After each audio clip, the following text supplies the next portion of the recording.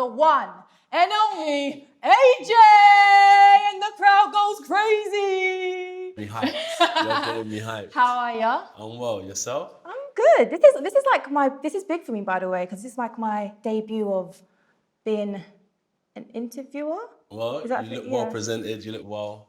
Thank you. And I'm looking forward to having this conversation with you. Yeah, me too. All right, so let's get started. Talk us through day in the life of Anthony Joshua. Depends if you're talking weekdays or weekends. Let's do weekday. Weekdays is quite basic.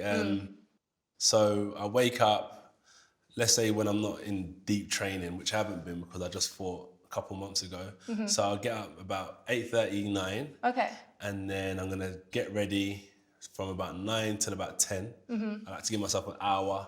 And then from about 11:30, I'm leaving out to go training. So I start training at 12. Okay. And then from about 12 till 6 p.m., I'm in the boxing gym, just training, grafting. Sometimes I have a little laugh after training and stuff like that. And then I'm back home for about 6:30, food, and then finish up a couple emails, and then back to bed. Weekends, I'm more relaxed. Sometimes my body feels beat up, like really beat up, so I don't leave my room till like 6 in the evening. It's quite strict with time, so I'll stay in bed like... Wait, till 6 in the evening?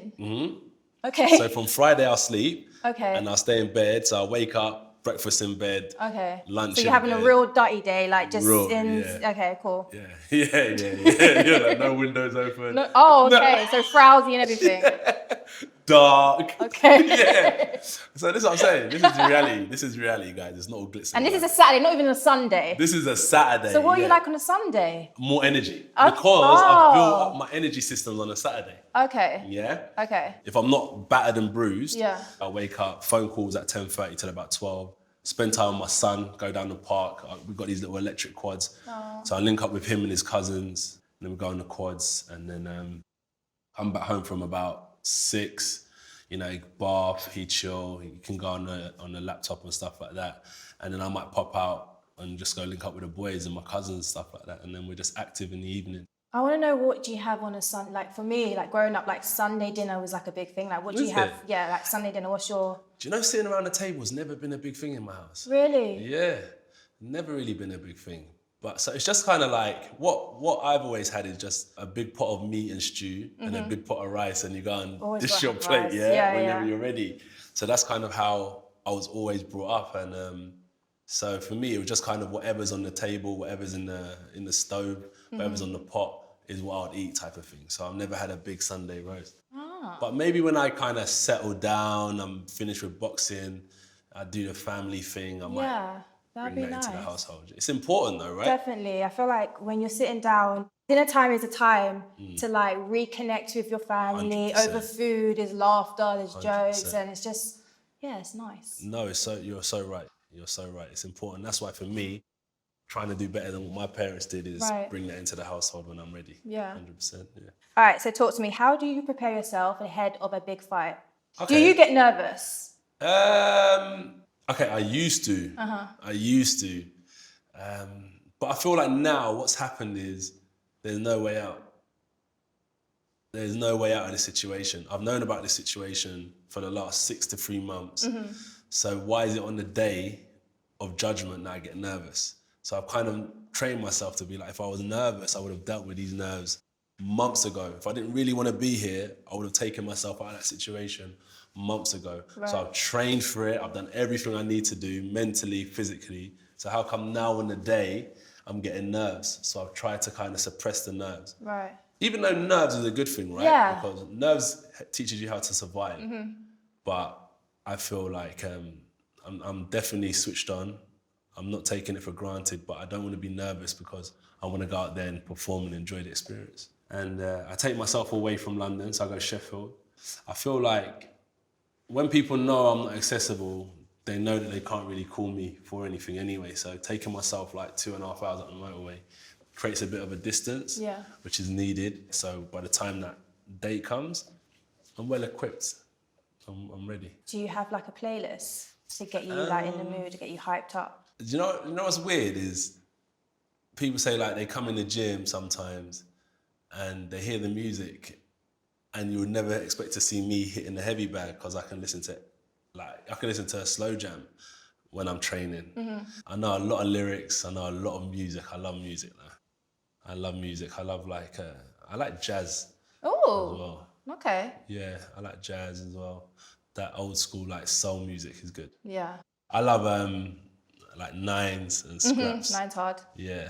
I listen to it's the 80s baby, LL Cool J, that remix. Yeah, that's a banger. That's the man who's banger. How have you adjusted to fame? Like, when did you realize, like, rah, I'm famous? I don't like to use the word famous, but you're well known when you make a mistake. Oh, yeah, that's when yeah. Yeah? You see how it works, right? You realize that you've got a responsibility that comes with this position. You know, even though I just want to be a boxer, I didn't do it to be in a position of responsibility or representation of anything except for knocking people out. I realized I actually have a duty to educate myself and try and be a certain, you know, be a role model to kids and even adults to a certain degree as well. So it's just realizing when you make certain mistakes that you are well known, your name does hold a bit of weight and people have an interest in your life. And I only learned that when I started making mistakes and I wanted to get better, being a better person after that. Yeah. It's a difficult position because you're seen as perfect. Yeah, it's hard because people really, when you're in the public eye, they forget that you're human, that they really forget that. And it's like, I too will make mistakes. And that's okay. I think we just have to kind of embrace it. Like you said, like I feel like there's the lessons in the mistakes. Massive. With my platform, I show that I'm far from perfect. Yeah. It's like, good. It's good. It's just too much pressure. It's a balance, isn't it? As a boxer, the image you present is one of immense physical strength. Is there pressure that comes up with living up to being invincible? There is, but that's the sense of motivation. That's what gets you out of bed in the morning, because no one's invincible. Yeah. You know, and through the trial and error is what makes you great. You know, I've been beat before, I've been put down before. It's been tough, but the motivation to get better and build that invincibility around me is what gives me motivation. When I feel my own energy, I feel like when I really dedicate myself, I can create an air of invincibility around me. And that's my own pressure, that's no one else's. And I feel like no one wants to win more than me, right? No one wants to perform better than you. So you create this sense of invincibility around you and make sure that you don't drop when you're walking down that wrong way. Yeah, don't trip, don't drop, don't have a boob out. First time I ever took a trip on the runway. You tripped? Yeah, it was on the same show as with Naomi Campbell. Yeah, so like the levels. Mate, Yeah. and I just, but luckily it wasn't like I didn't trip in front of the cameras, like it was like going back off stage and then I did trip. And I went up and I was like, and I just remember Naomi like, who just tripped? And I was like, and she just looked, she's like, oh, and I, but it was fine. But yeah. It happens, right? It happens. And then the next time, you probably went on there thinking, all right, I'm going to make sure that I get my walk right, I get my posture, whatever it is that it's going to take you to make sure you get from point A to B without no trips. I think it's just all about the recovery because life is going to forever throw little bumps in the road. So it's about how do you just get back on it? So like how do you recover from that? How do you recover from that fall, that loss or whatever? Yeah, I agree. How would you describe growing up in Watford? Watford's a borough. Yeah. So it's big. Everyone knows everyone. So I grew up in Meriden Estate, which is really cool. It was just so good growing up, so good. Like just doing like estate kid stuff. Did you used to play Knockdown Ginger? Knockdown Ginger, goalie to goalie, smash a window, run off.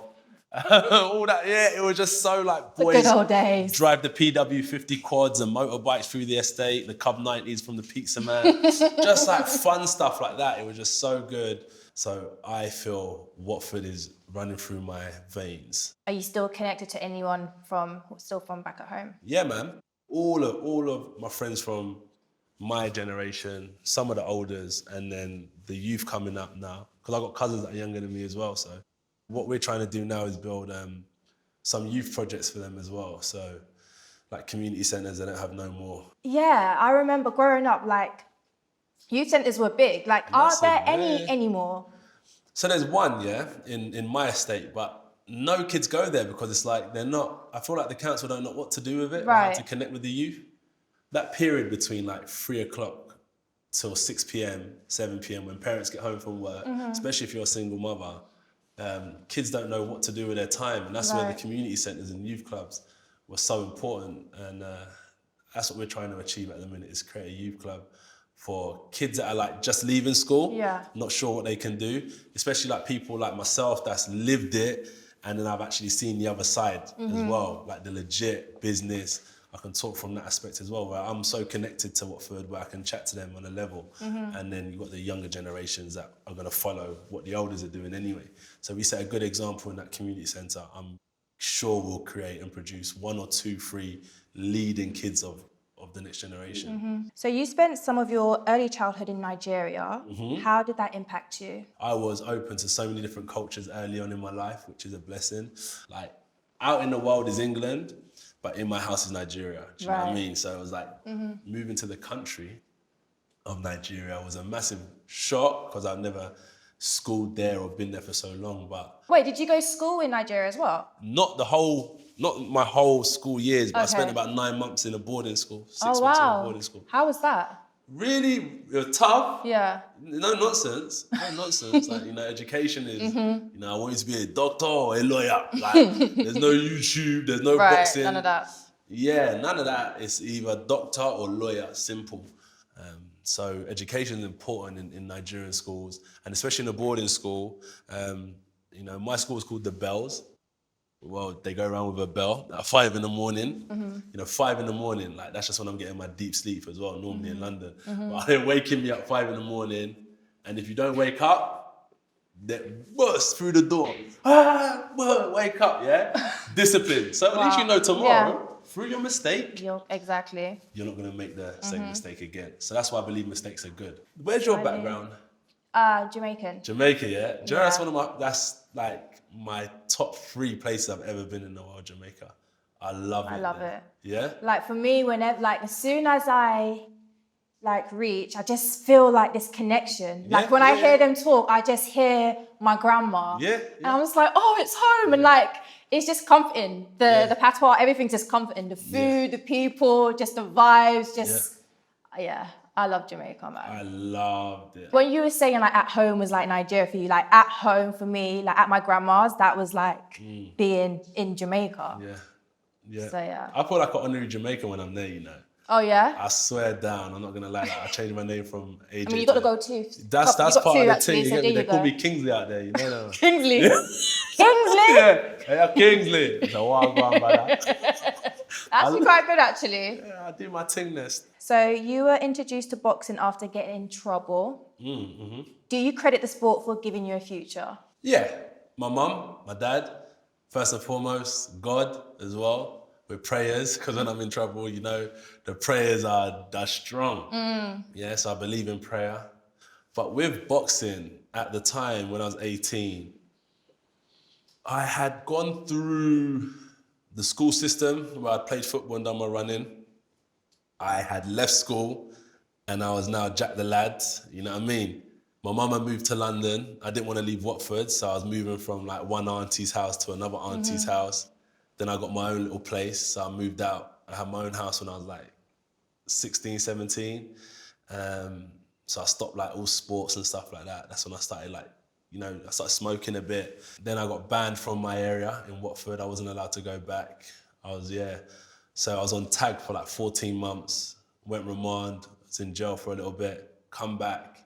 And that's when my cousin, when I was still on tag when I came back, because it was part of like a bail condition, started training. I want to get strong, so I'm like, when I make a return to Watford, I don't want to be the same skinny. So it wasn't even about you getting into boxing, it was just because you just wanted to feel... Yeah, so boxing wasn't even a primary thing. Okay. It was just like, when I moved from Watford into London, so I started chilling with my cousin in London. So he was boxing at the time. So I was driving, I had the whip, so I'd take him to the gym, and I used to sit back, like watching these up box, and I think, I'll smack out these guys, I could do this. But anyway, I was doing the weights at the time, so I was like banging up my triceps and trying to get strong. And then after like a little while, my cousin gave me some shorts and boots and taught me how to wrap my hands. And then I watched Mike Tyson, who I saw, this kid, you know, he was about 13, he was getting into a whole heap of trouble, juvenile detention centers. I think that's when he got into boxing at 13. But from such a bad background where you're deemed as the worst in society to becoming one of the most praised champion that the world has ever seen, all through hard work and discipline, I felt like I could do the same thing. So you can only achieve what you see and what you believe, and I just felt like I could do it. So I just took boxing a little bit more serious. Around that time as well, I got introduced to Nipsey Hussle's music in around 2010, 11, and it was like that marathon continues, like the marathon, it's not a sprint, like, and, you know, and then the victory lap, like all that type of stuff. And as I said, where we grew up in Watford, it weren't about being rough and all that stuff. Obviously you have to back yourself, but we were hustlers. So I took that hustler's mindset from Watford and I just put it into boxing and navigating my way through. 3 years later, I went to the Olympics and represented Great Britain and got a gold medal. So it happened really quick. Yeah. And that's what got me through my boxing days. And that's what I'm still using as motivation now. If you wasn't doing boxing, what do you think you would be doing? Still something in sports or nah? Nah, definitely not.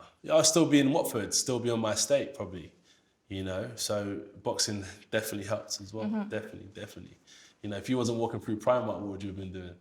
See, for me, it's gonna sound like, I honestly, from when I was little, I just knew that I was destined to just be something. I love that. Yeah, like I was just, what age? Like around like 8, 9, 10, I was always saying things like, when I be an actress or when I be famous, like I was speaking it into existence from then. I didn't even know that they were called affirmations. Yeah, 100%. So like, yeah, if it wasn't modeling, it would have been acting, it'll be in the performing arts. So when you got picked up, and you spoke to that person when you were just doing your shopping, was you like, what took you so long? Or was it like... I've been waiting. Yeah, like I knew this was going to happen. No. Or was it like... No, not even. It was kind of just... Was it shock? Like growing up, I've always been told that you could be a model, but I was like, whatever, I don't think so. Yeah. So when I started getting approached, I was like, oh, right, I can actually do this. Yeah. And then it just happened. Yeah. Last summer was big and you were an active participant in the Black Lives Matter movement. What has your experience of race been in the UK? So I learned more about racism during the Black Lives Matter movement, if I'm completely honest. And I feel it's something that, you know, I'll teach my son about, you know, more so. You know, growing up, my mum didn't really teach me, or my dad didn't kind of tell me, you know, son, there's a thing called racism, which is just down to the colour of your skin. And me being a young African black boy, you're going to face some situations. And I wasn't kind of given that talk. Would you say that when you was younger, you didn't experience anything, like any racism? I couldn't, no one said anything to my face. Okay. Sometimes I could see like something spray painted on the wall, you know what I mean? Like certain like signs and stuff like that. It was never forward facing. So I was lucky in that sense. I definitely will speak up, and I'll always speak up whether I'm an athlete or not, because it's a passion project at the end of the day. Racism needs to be kicked out against all people. It's against oppressed people at the end of the day. So it's not only towards black, I would stand up for anyone. But right now there's a situation in the black community that I'm standing up for sure.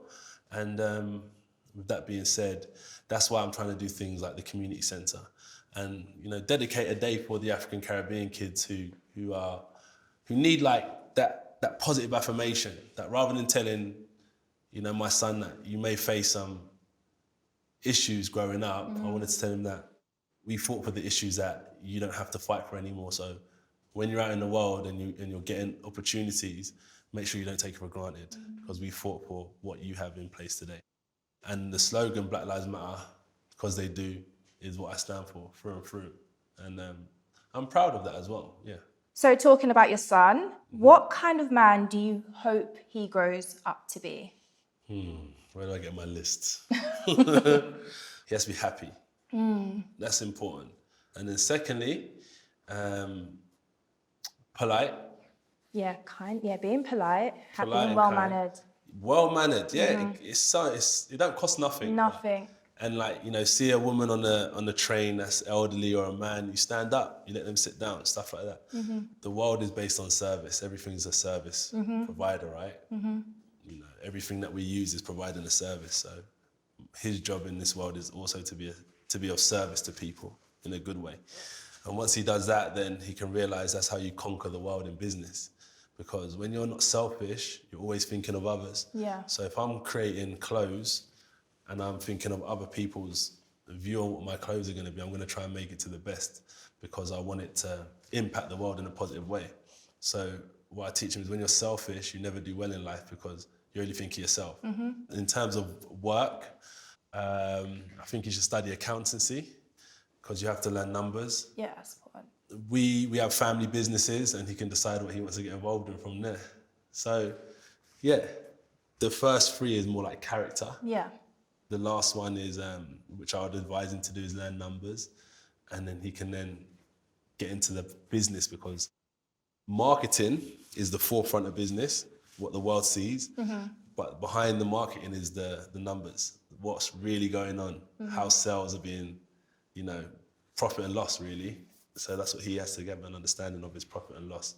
Because on the outward trajectory, things can look really good. Of course. Yeah, and then on the inside, they could be really bad. So as long as you can understand how to turn the numbers over, you'll be in a good position in life economically. Yeah. What have you? What's your little big man? I know, yeah. What's he into now? He's heavily into football. He's a Liverpool fan. He's a Liverpool fan? Yeah. Scousers. And music and Fortnite.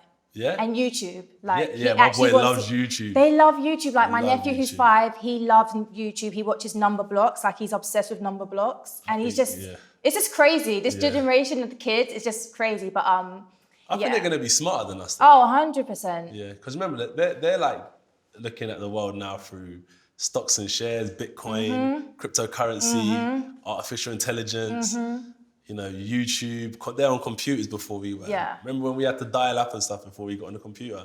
It was like, broadband and all that stuff. So things are like a lot different for them.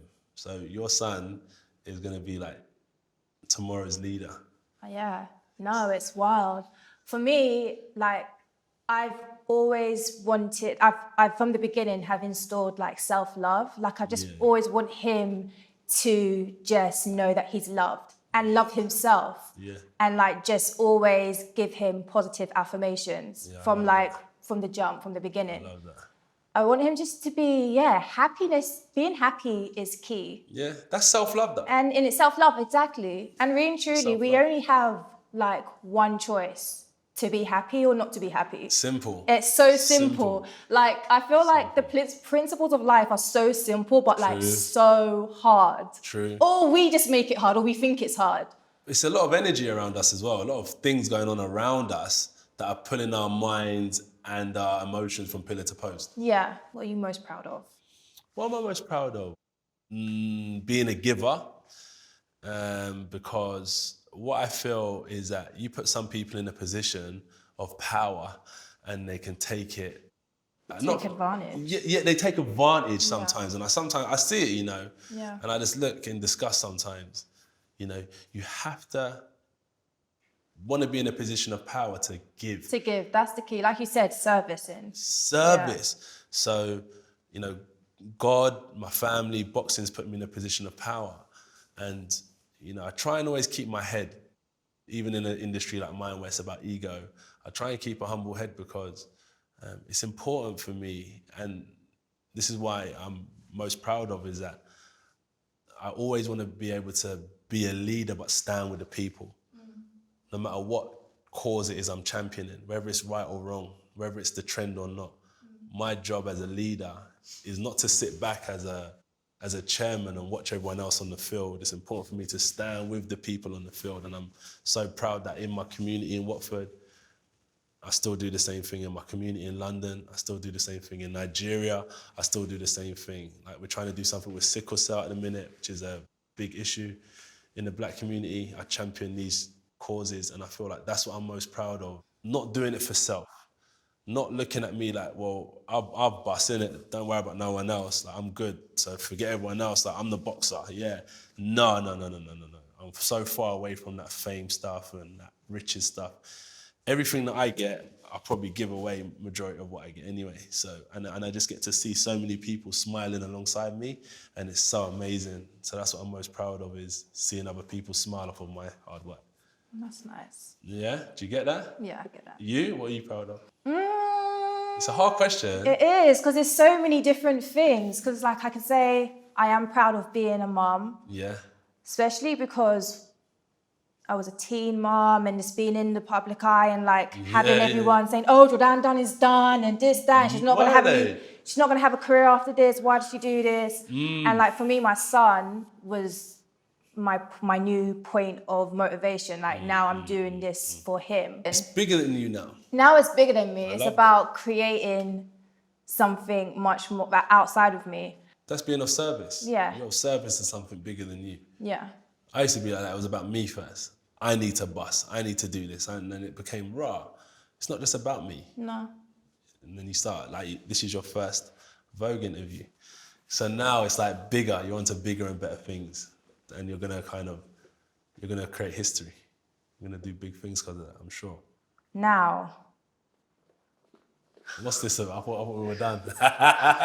What goes through your head in the final moments before you walk out into the ring? What goes through my head as I'm standing there in front of thousands of people, 50% are rooting for me, 50% are rooting for him. I'm here now. No turning back. I'm good. I know I'm good. I know I'm fit. I know I'm mentally fit. I know I've got the skills. Even now, me talking about it, knowing it's going to be tough, I can tell you it's going to be easy, but I'm going to keep it real. It's going to be tough. That's why we're the best in the world. But I'm willing to walk that path and prove that there is only one, and that's me. Jeez, that's what's going through my head. fighting talks, people. Let's go. Let's go. Yes. I'm getting pumped up now. Yeah, man. Let's go. That's it. That's it. And that's what's going through my head in them final moments. AJ, thank you so much. Nice little chat. I learned so much. And thank you guys for watching. I hope you guys enjoyed. And yeah, peace. Peace.